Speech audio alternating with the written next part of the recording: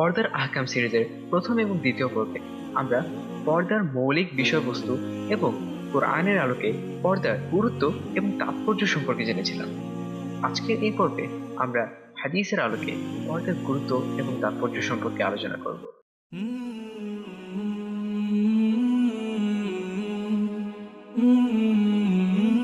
রাসূলুল্লাহ সাল্লাল্লাহু আলাইহি ওয়াসাল্লাম ইরশাদ ফরমান, খবরদার, তোমরা বেগানা স্ত্রীলোকের ঘরে প্রবেশ করো না। তখন এক জনৈক সাহাবী জিজ্ঞেস করলেন, ইয়া রাসূলুল্লাহ সাল্লাল্লাহু আলাইহি ওয়াসাল্লাম, স্ত্রীলোকদের জন্য স্বামীর ভাই যেমন দেবর, ভাসুর, বেয়াই এদের সম্পর্কে কি নির্দেশ? রাসূলুল্লাহ সাল্লাল্লাহু আলাইহি ওয়াসাল্লাম ইরশাদ করলেন, তারা তো স্ত্রীর জন্য মৃত্যু তুল্য, অর্থাৎ মহাবিপদ তুল্য। উল্লেখিত হাদিসে সবচেয়ে গুরুত্বপূর্ণ বিষয় হলো রাসূলুল্লাহ সাল্লাল্লাহু আলাইহি ওয়াসাল্লাম স্ত্রীর শ্বশুরালয়ের আত্মীয়দেরকে মৃত্যুর সাথে তুলনা করেছেন। মৃত্যুকে মানুষ যেমন ভয় পায়, বেপরদার গুনাহ থেকে বাঁচার জন্য এই সমস্ত আত্মীয়কে তেমন ভয় করতে বলা হয়েছে। তাই মহিলাদের জন্য দেবর, ভাসুর, বেয়াই প্রমুখ শ্বশুরালয়ের সকল গায়ের মাহরাম আত্মীয়দের সাথে কঠোরভাবে পর্দা করতে হবে। এটা একান্ত অপরিহার্য।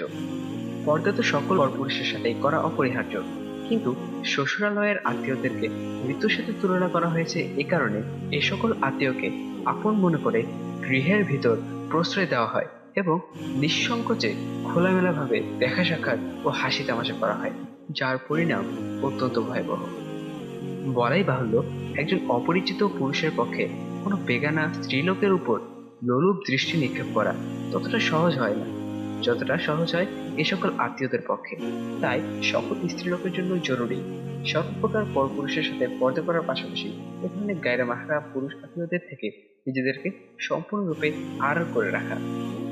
এবং এই সমস্ত পুরুষেরও কর্তব্য নিকট আত্মীয়দের বিবিদের থেকে কঠোরভাবে পর্দা করা। অন্যত্র ইরশাদ হয়েছে, উম্মুল মুমিনিন হযরত উম্মে সালামাহ রাদিয়াল্লাহু তাআলা আনহা বর্ণনা করে, আমি এবং মাইমুনা রাদিয়াল্লাহু তাআলা আনহা রাসূলুল্লাহ সাল্লাল্লাহু আলাইহি ওয়াসাল্লাম এর নিকট উপস্থিত ছিলাম। ইতিমধ্যে অন্ধ সাহাবী হযরত ইবনে উম্মে মাকতুম রাদিয়াল্লাহু তাআলা আনহু সেখানে আসতে লাগলেন।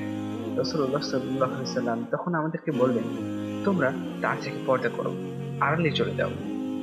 আমি বললাম, ইয়া রাসূলুল্লাহ, সে তো অন্ধ, সে আমাদেরকে দেখতে পাচ্ছে না। রাসূলুল্লাহ সাল্লাল্লাহু আলাইহি ওয়াসাল্লাম ইরশাদ করিলেন, তোমরাও কি অন্ধ?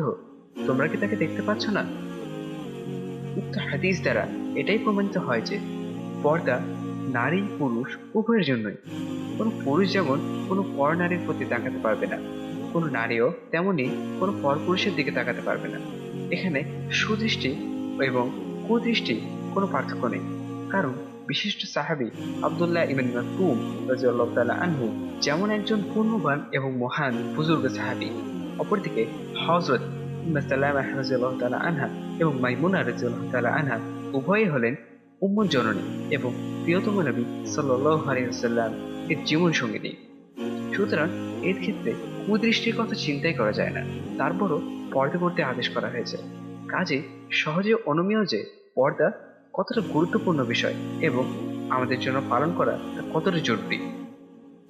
অন্যত্র ইরশাদ হইয়াছে, হযরত বুরাইদা রাদিয়াল্লাহু তাআলা আনহু থেকে বর্ণিত, রাসূলুল্লাহ সাল্লাল্লাহু আলাইহি ওয়াসাল্লাম বলেন, হে আলী, তুমি হঠাৎ করে কোনো মহিলার উপর দৃষ্টি করার পর দ্বিতীয়বার ইচ্ছা করে তাকাবে না।